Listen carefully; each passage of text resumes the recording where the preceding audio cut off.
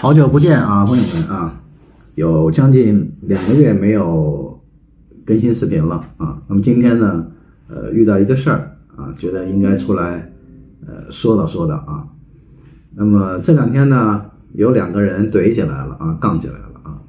那么这2个人呢，一个是开着面包车，环华这个自驾游的啊，大概有那么10几年了，很年轻，30多岁啊。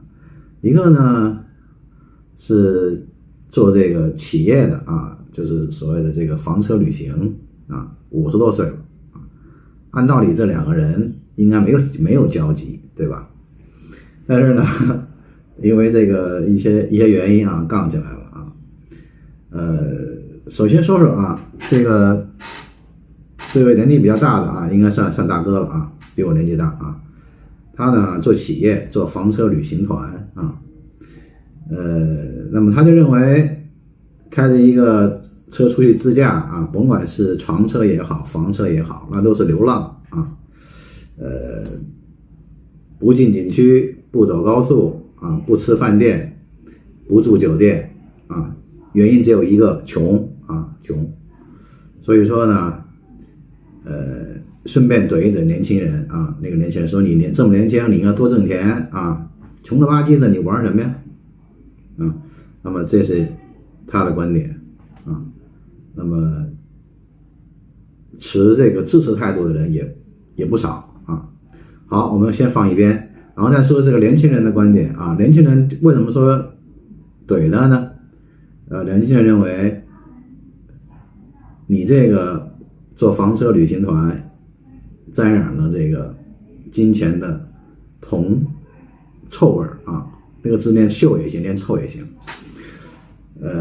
这一下这位大哥急了啊，发了一篇长视频来怼他啊。不过今天呢，我再看那个视频呢，已经没有了啊，已经下架了啊，不知道什么原因，已经看不到了啊。但是那个年轻人的视频还在。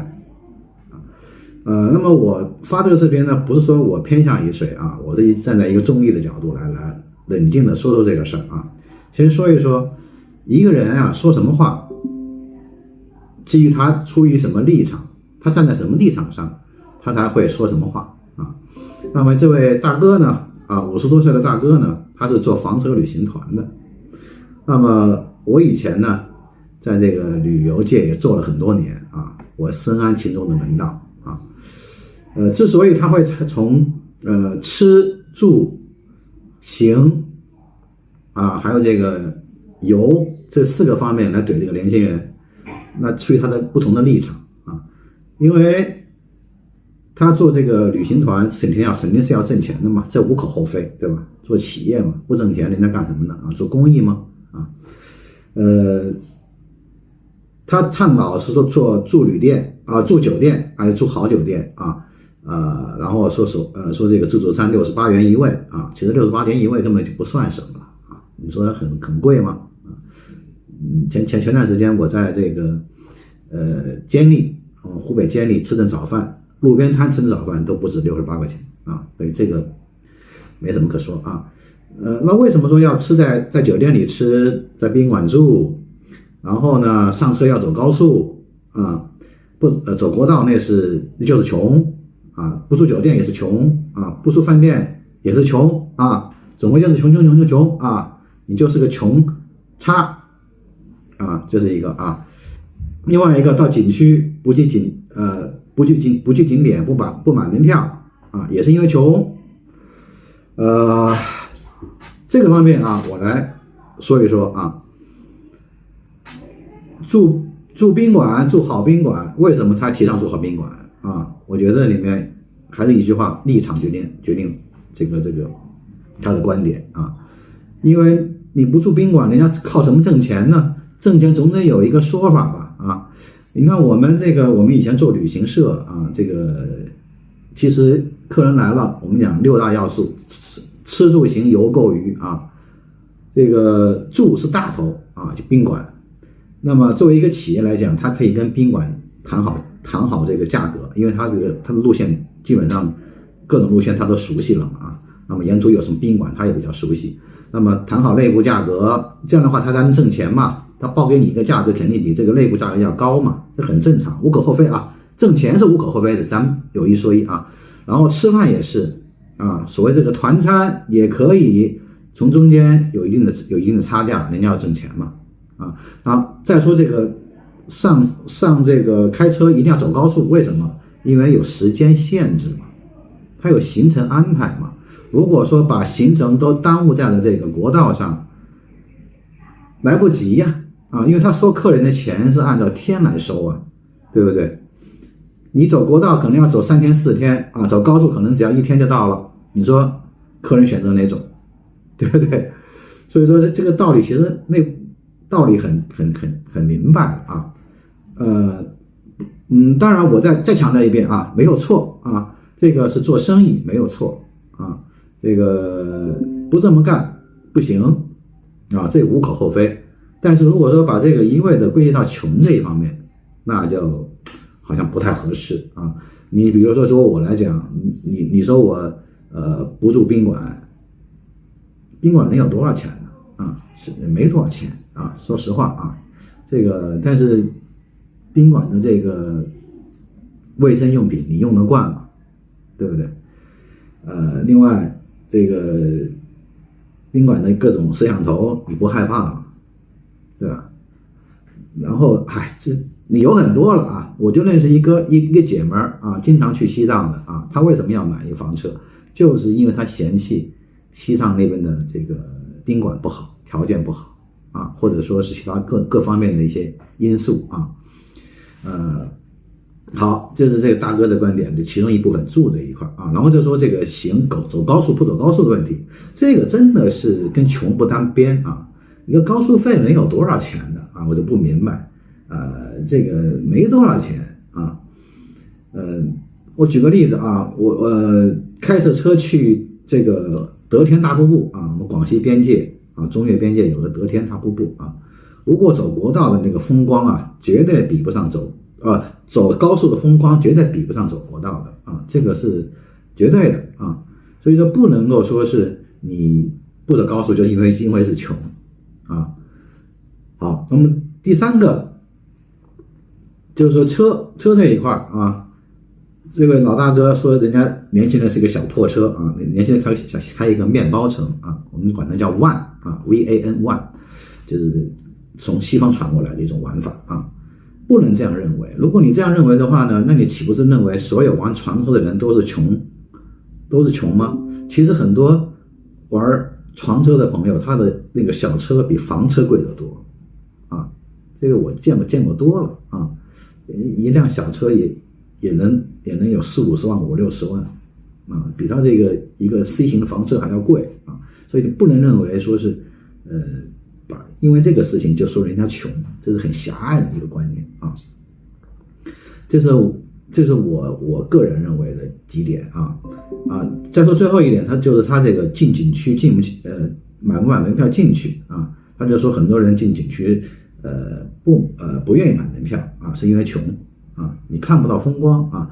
这个的确啊，有很多的景区你不去是不可以的啊。那位大哥也提到了，像喀纳斯啊，的确沿路都是盘山路，没什么可看啊。这个的确是真实的啊，这个我也不反驳啊，这个我也认可他的观点。我本人呢也是逢景区，只要我感兴趣的我都会去啊。但是因此就是说人家因为穷不进去，也有点过于偏激啊。因为有的人的玩法真的不一样啊，有的人就喜欢去人迹罕至的地方啊。这个也不能说一味的说人家是穷啊，确确实这个有点太那什么了啊。这是我对大哥这个观点的一些不认可的地方啊。说到门票这一块啊，这也是一个重要的收入来源之一啊。因为很多景区呢都有一个所谓的这个跟旅行社的有一个折扣价格啊。有的景区门票看上去非常贵啊，实际上内部拿很便宜啊。你比如说像我们北京的颐和园有一个船票啊，外面卖的零售很贵啊，但是旅行社拿呢就非常便宜，这也是一个利润来源啊。所以说你要是说人家不去景区啊，不买门票，那你不是断了人家财路嘛，对吧？所以说这也是不现实的啊，必须得进景区，不进景区这个钱从哪来啊？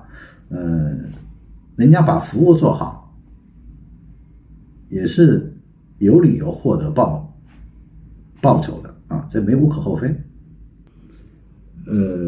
然后再说，另外年轻人这边啊，他也并不都是全对啊。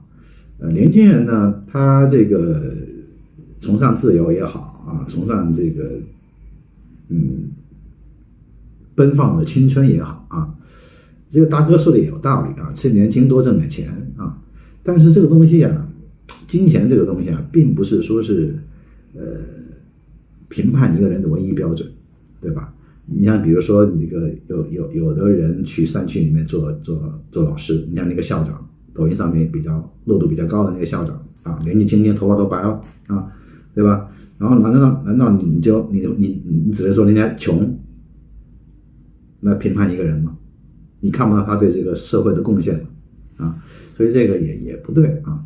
但是作为一个社会的主流价值而言啊，这个的确你有钱没钱啊，的确是众多人评判一个人的一个标准，这个东西你也不能否认啊。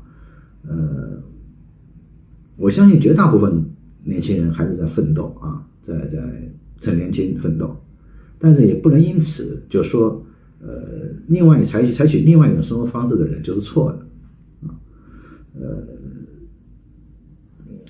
不过作为我来讲啊，我倒是觉得这个大哥说这方面也对啊，趁年轻还是要多挣点钱，这样的话呢，可能更从容一些啊。总的来讲吧，大哥的观念还是偏颇，所以他的视频也下架了啊。这个可能是觉得有什么不妥，对吧？那么我再来说这个年轻人不对的地方啊，年轻人你也是啊，你也不能说这个大哥呢就是完全是铜臭味十足啊，因为人家做企业挣钱，这个无可厚非啊，真的无可厚非，你不能说人家就怎么着了啊，说人家铜臭味啊，沾染了这个什么所谓的这个旅行圈啊，这样说也不对啊，因为是吧？每个人都有每个人的这个活法啊，你不能够把你的这一套东西加到别人身上，同样那个大哥也不能把他的观念强加在你们身上啊。